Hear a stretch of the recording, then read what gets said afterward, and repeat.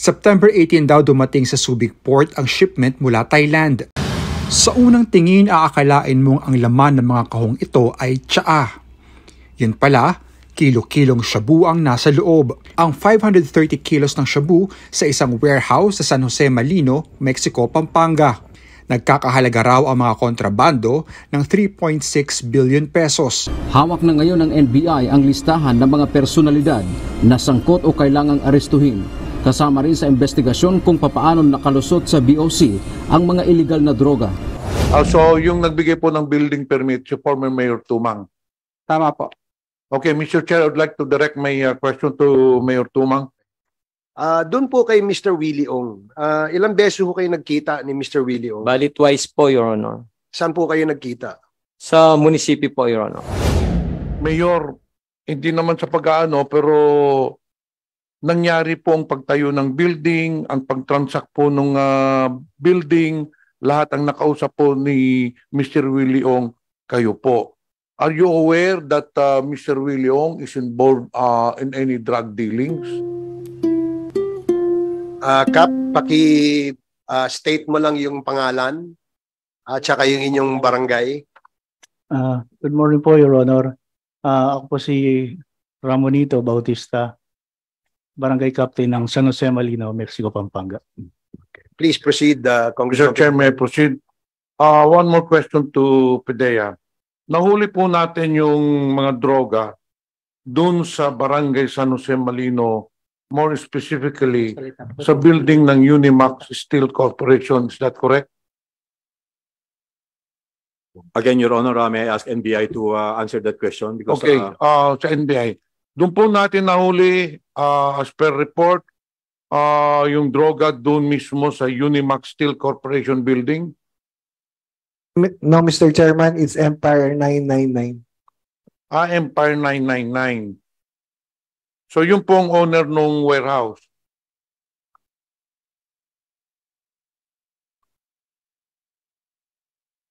It's Mr. Willie Ong. Okay. To Barangay Chairman, kailan po tinayo itong building ng Empire 999? Actually po, January po yung building permit na na-approve. As our record po, November po nag-start yung building. November of 2022. Opo. Nakilala niyo yung si Mr. Willie Ong, Mr. Chair? Namit ko po nung kumukuha sila ng building permit doon sa permit sa clearance sa pagtayo ng building. Alam niyo po ba, Mr. Chair, kung kaninong lupa binili ni Mr. Willie Ong itong pinagtayuan ng building? Wala po akong na-list doon sa sa pagbili nila. Hindi, pero you're the barangay chairman. You should know sino-sino yung mga tao doon, sino-sino mga may-ari ng mga lupa.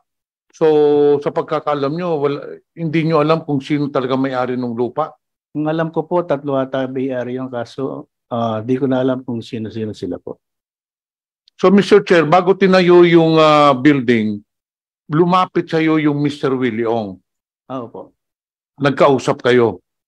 Opo, sir, doon po sa pagkuha ng permit to construct po ng kanilang... So, nung nag-uusap pa kayo, Mr. Chair, ano hong sinabi niya sa inyo? Ano hong tatayo niya? Warehouse po. Warehouse. So far, nung naitayo ng buildings, November, ano hong activity ang nakita ninyo doon, Mr. Chair?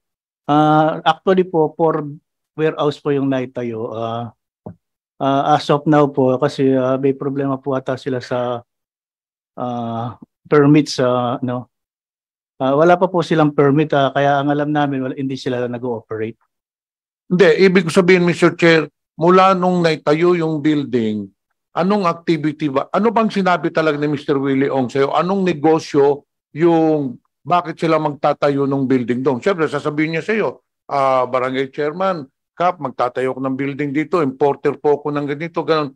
Ano specifically yung sinabi ni Mr. Willie Ong sa'yo? Anong klaseng negosyo yung ilalagay nila doon sa barangay mo? Ang sinabi po nila, ang business nila, warehouse. Kaya po nagtatayo ng... Warehouse lang po. Opo. So walang sinabi kung ano ho ang ilalagay doon, anong klaseng produkto? Ano po, pare-rent lang po nila. It's for rent. So Mr. Willie Ong, ang sinabi po, Mr. Chair, is nagtayo ng building and then for rent. Ngayon, ang tanong ko po, mula nung naitayo from November until nang bago nagkahulihan, anong activity? Kasi ikaw ang barangay captain eh. I know, nasa politika din po tayo, lahat ng barangay captains, alam po nila nangyayari doon sa barangay nila. Alam nila kung sinong pumapasok ng mga tao, anong mga klaseng mga ginagawa. So nung naitayo na po yung building, ano ang nakita ninyong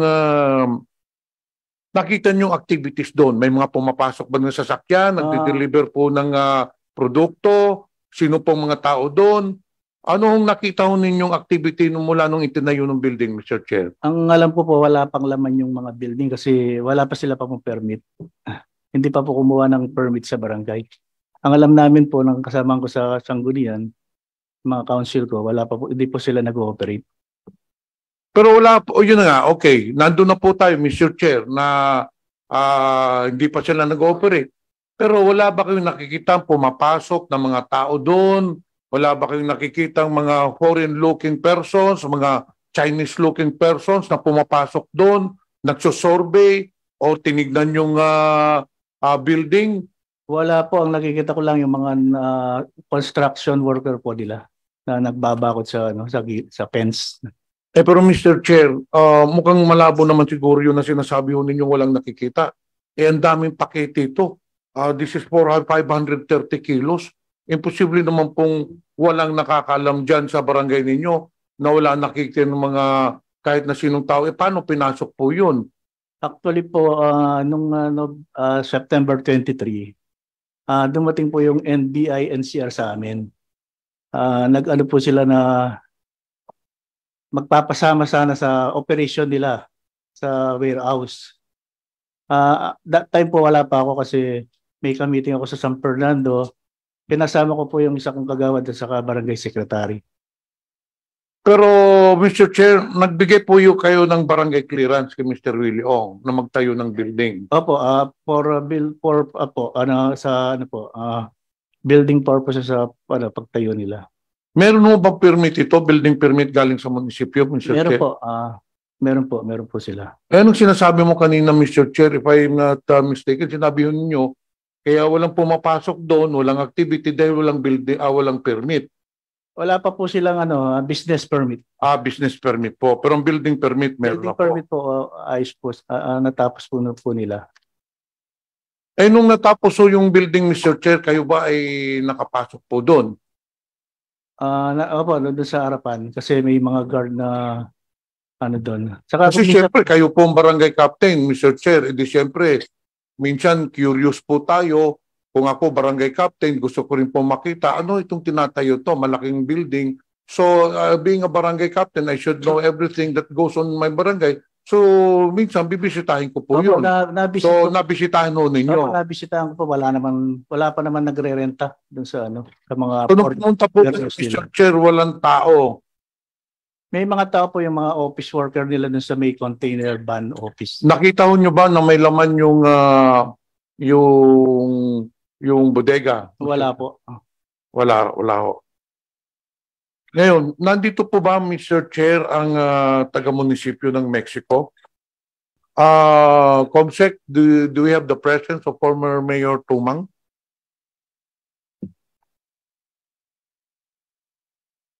Comsec, Mayor Tumang, is he present? Ito, si Mayor Tumang. Nag-oath na po ba kayo, Mayor Tumang?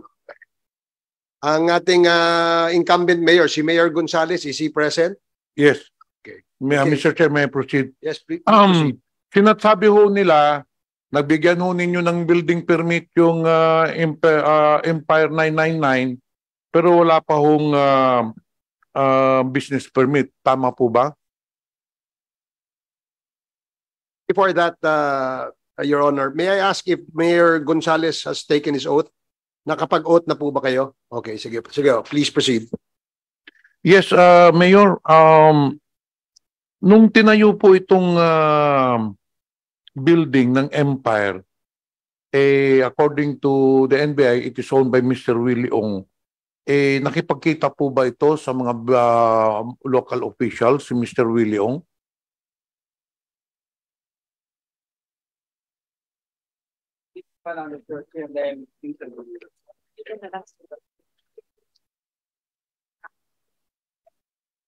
Hindi ko po alam, Mr. Chair, kasi 41 days pa lang po ako sa pagka-install ko as mayor.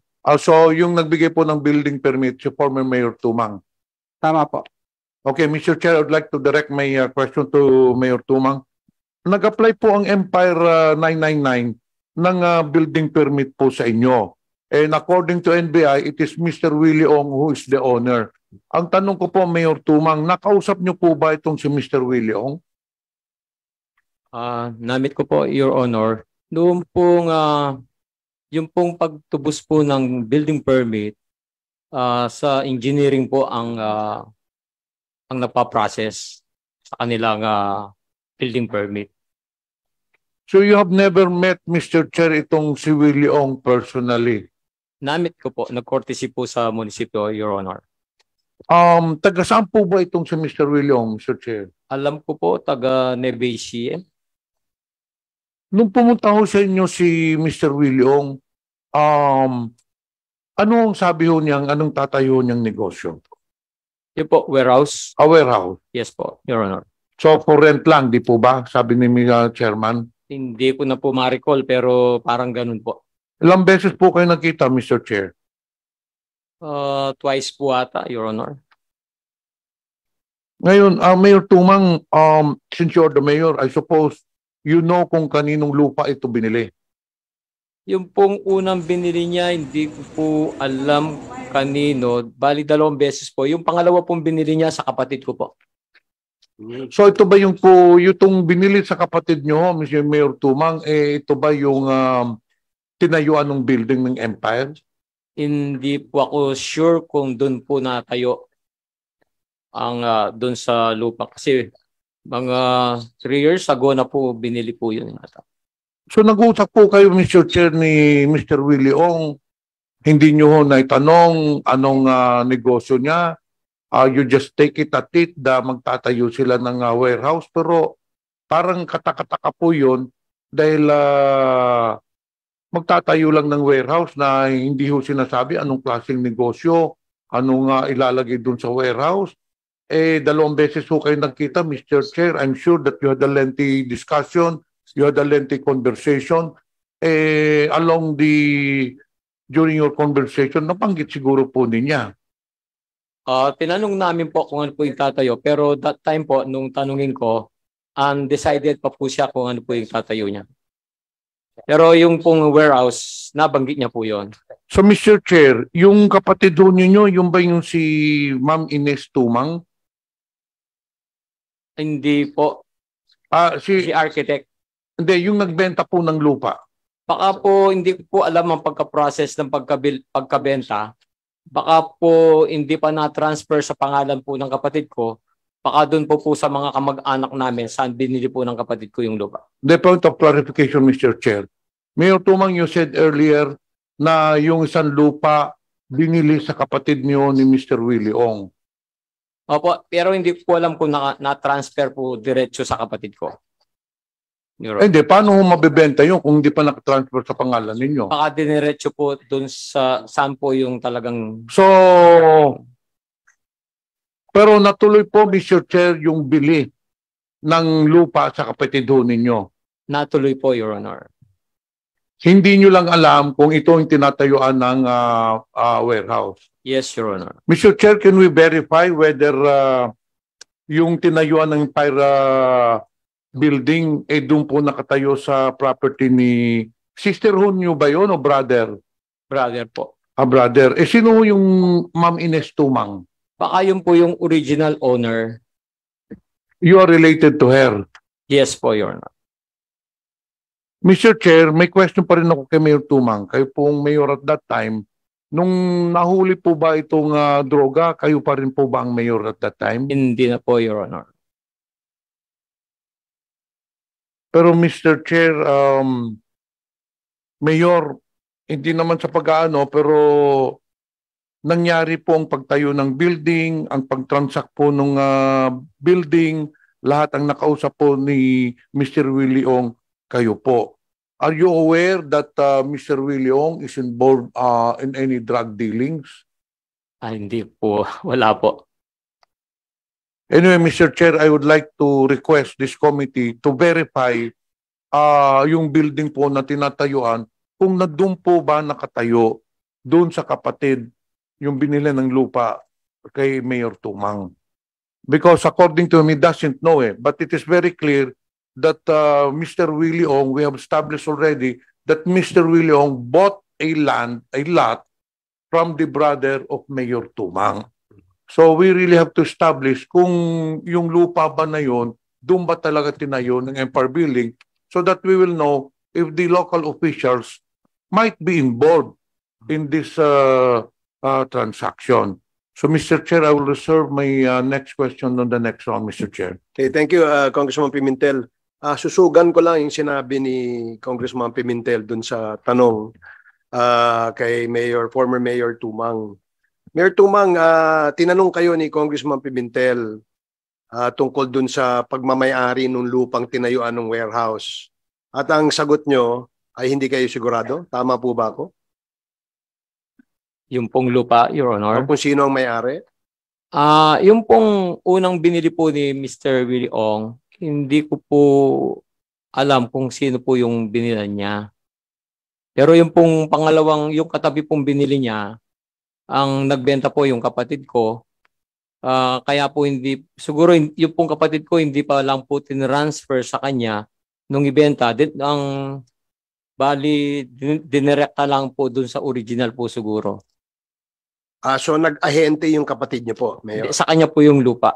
Hindi na lang po na-transfer sa kanyang pangalan. So binili niya yung lupa, hindi pa nata-transfer sa pangalan niya, ibinenta niya ulit. Okay. Doon po kay Mr. Willie Ong, ilang beses po kayo nagkita ni Mr. Willie Ong? Bali twice po, Your Honor. Saan po kayo nagkita? Sa munisipyo po, Your Honor. So pumunta siya sa inyo sa munisipyo? Yes, Your Honor. At I suppose nagpakilala sa inyo, no? Yes po, Your Honor. At nung lumapit sa inyo, yung first meeting nyo, pwede nyo bang sabihin sa amin, ano yung pinag-usapan nyo? Sabi niya po, meron siyang nabiling lupa, magde-develop nga po ng warehouse. Tapos tinanong pa po kung ano pa yung ibang tatayo niyang business. Pero sabi niya po, wala pa, undecided pa po. Yung po bang tinayo niyang warehouse doon ay dumaan ho sa inyo yung building permit, I suppose? Oh, yes po, sa engineering po. So meron hong permit yan? Alam ko po, meron po. So nung binigyan nyo ng permit, na natapos yung building, binigyan nyo ho ng business permit din? Hindi na po akong incumbent mayor noon. So, hindi ko alam po sa engineering kung bigyan na po ng occupancy permit. So may I ask the incumbent mayor if there's an occupancy permit tsaka business permit po itong si Mr. Willie Ong? Occupancy permit lang po. Yung business permit po, wala po yun eh. Yung treasurer po. Ito po municipal engineer ko ang sasagot niya. Sige, pwede po bang matanong? Pakisagot lang po. Kung ikaw ba'y naka-oath na rin, engineer? Nakakasama ka sa oath? Okay. Good morning po, Mr. Chair, or good afternoon, Your Honors. Bali po yung building permit niya, nag-secure po siya nung October 21, 2022 under the name of Empire 999 Realty Corporation, Willie Ong. And secure na rin po siya ng Certificate of Occupancy this August 25, 2023 po. Pero business permit po, hindi pa daw po siya nag-secure. So meron po siyang building permit and occupancy permit. So may Mr. building, Chair. may occupancy, pero wala pang business permit. Yes po, Your Honor. Perhaps that explains bakit wala pang activity siguro dun sa area, no? Yes po, Your Honor. Salamat, engineer, no? Engineer.